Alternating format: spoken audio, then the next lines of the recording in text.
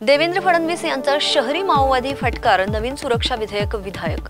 नागपूरमध्ये forensic lab उद्घाटनात CM म्हणाले, शहरी माओवादी लोकतंत्राला संकटात टाकू शकतात, विधेयक चर्चेत।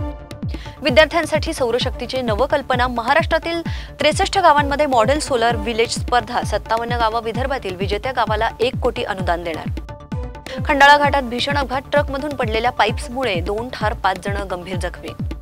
पुण्यात हलक्या पावसाची शक्यता, घाट भागांसाठी पिवळा अलर्ट। तामिनी आणि शिरगाव येथे 56 मिमी इतका पाऊस झालाय। रायगडात अघोरी पूजेचा प्रकार, काळी बाहुली, टोचलेले लिंबू घेऊन पैशांचा पाऊस करण्याचा प्रयत्न, 2 जणांना अटक।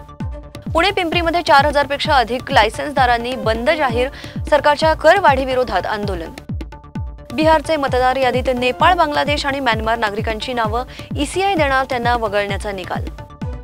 पायलट संघटनेचा आरोप, एअर इंडिया अपघात अहवालात पायलट दोषी समजण्याचा पूर्वग्रह।